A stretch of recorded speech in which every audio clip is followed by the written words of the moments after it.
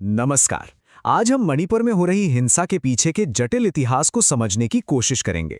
एक एक परत हटाकर देखेंगे कि आखिर इसकी जड़ें कहां तक फैली हुई हैं।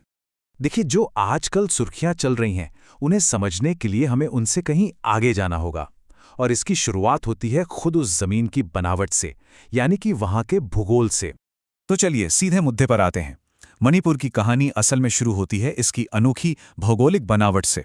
एक ऐसी हकीकत जिसने आगे होने वाली हर घटना को एक आकार दिया है। ये जो सीधी साधी भौगोलिक सच्चाई है ना, यही पूरे संघर्ष का मंच है। इसने वहां की आबादी को, आप कह सकते हैं कि, दो अलग अलग दुनियाओं में बांट दिया है।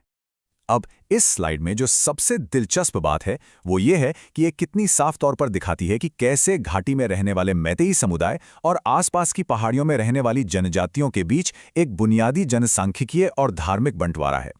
चलिए अब आगे बढ़ते हैं और देखते हैं कि ये कहानी कैसे आगे बढ़ती है। आज की शिकायतों को अगर वाकई समझना है तो हमें 300 साल से भी ज्यादा पीछे जाना होगा। ये जो टाइमलाइन है ये कुछ बहुत ही अहम मोड़ दिखाती है। इनमें से हर एक घटना ने नए धर्म, बाहरी ताकतों और संघर्षों को जन्म दिया और मणिपुरी समाज को हमेशा के लिए बदल कर रख दिया। अंग्रेजों के राज में मणिपुर एक प्रिंसली स्टेट यानी कि एक रियासत बन गया। लेकिन अंग्रेजों ने जिस तरह से यहां शासन करने का फैसला किया उसके बहुत बड़े और दूरगामी परिणाम हुए। तो सबसे जरूरी बात यह है कि अंग्रेजों ने इस भौगोलिक बंटवारे को एक प्रशासनिक बंटवारे से और भी पक्का कर दिया। उन्होंने पहाड़ियों और घाटी को एक तरह से दो अलग अलग इकाइयों की तरह माना। अब देखिए, अंग्रेजों के जाने से मामले सुलझे नहीं, बल्कि इसने सीधे सीधे मणिपुर के पूरे इतिहास की सबसे विवादित घटनाओं में से एक को जन्म दिया। ये जो पूरी घटना घटी, यही कई मैतेई राष्ट्रवादी समूहों की शिकायतों का केंद्र है। उनका तर्क है कि ये विलय दबाव में करवाया गया था और इसलिए ये अवैध था। और ये स्लाइड बहुत अच्छे से दिखाती है कि मणिपुर का भारतीय राज्य में पूरी तरह से एकीकरण कितना लंबा और धीमा प्रोसेस था। एक ऐसा सफर जिसमें विलय के बाद 2 दशक से भी ज्यादा का वक्त लग गया। विलय के बाद जमीन के मालिकाना हक और आधिकारिक पहचान को लेकर कई नए कानून लाए गए और इन कानूनों ने समुदायों के बीच की खाई को और भी ज्यादा गहरा कर दिया। यही कानून आज मैतेई समुदाय की नाराजगी का एक बहुत बड़ा कारण है। उन्हें लगता है कि उन्हें कानूनी तौर पर राज्य के सिर्फ 10% हिस्से तक ही सीमित कर दिया गया है। विलय के बाद भारत सरकार ने यह तय करने के लिए कुछ आधिकारिक मानदंड बनाए कि किन समुदायों को अनुसूचित जनजाति यानी एसटी का दर्जा मिलेगा। ये एक ऐसा दर्जा है जो कुछ खास सुरक्षा देता है। तो नतीजा ये हुआ कि कुकी और नागा जनजातियों को तो एसटी का दर्जा मिल गया, लेकिन मैतेई समुदाय को नहीं। इससे अधिकारों में एक तरह का फर्क पैदा हो गया और यही चीज आज मैतेई समुदाय की एसटी दर्जे की मांग को सीधे तौर पर हवा देती है। ये जो कानूनी और राजनीतिक शिकायतें थीं, ये आखिरकार एक विस्फोटक मोड़ पर आ गईं।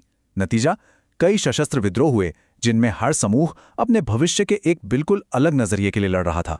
ये मांगें एक दूसरे से बिल्कुल अलग हैं, मतलब ये एक साथ पूरी नहीं हो सकती, खासकर तब जब बात विशाल पहाड़ी इलाकों की जमीन पर दावों की आती है। और यहाँ ये देखना बहुत जरूरी है कि कैसे नागा और कुकी समूहों के जमीन पर दावे एक दूसरे से टकराते हैं और इसी टकराव की वजह से कई बार इन जनजातियों के बीच भयानक हिंसक दौर भी आए हैं। ये हिंसा 1993 में अपने सबसे भयानक मोड़ पर पहुंच गई। ये एक ऐसी घटना थी जिसने दोनों प्रमुख पहाड़ी समुदायों के बीच पीढ़ियों तक ना भरने वाले गहरे जख्म छोड़ दिए। हाल के दशकों में कुछ नाजुक शांति समझौते तो हुए, लेकिन सतह के नीचे जनसांख्यिकी को लेकर गहरी चिंताएं लगातार सुलगती रहीं। सस्पेंशन ऑफ ऑपरेशन या SOO समझौते ने कुकी विद्रोह पर कुछ समय के लिए तो लगाम लगा दी, लेकिन एक स्थायी राजनीतिक समाधान 1 दशक से भी ज्यादा समय से दूर की कौड़ी बना हुआ है। मैतेई समूह इस तरह के आंकड़ों का हवाला देते हुए ये दावा करते हैं कि राज्य में जनसंख्या असामान्य रूप से बढ़ी है और इसका कारण वो पड़ोसी देश म्यांमार से होने वाले अवैध अप्रवासन को बताते हैं। जनसंख्या में ये जो बदलाव है, जो दिखाता है कि मैतेई आबादी एक स्पष्ट बहुमत से घटकर सिर्फ सबसे बड़ा समूह रह गई है, यही उनकी मौजूदा चिंताओं और सुरक्षा के लिए एसटी दर्जे की मांग का एक मुख्य कारण है। इतिहास, कानून और पहचान की इन सभी परतों को समझना ही शांति की राह में पहला और सबसे जरूरी कदम है। लेकिन ऐसा करने पर एक ऐसी जटिल हकीकत सामने आती है जिसका कोई आसान जवाब नहीं है।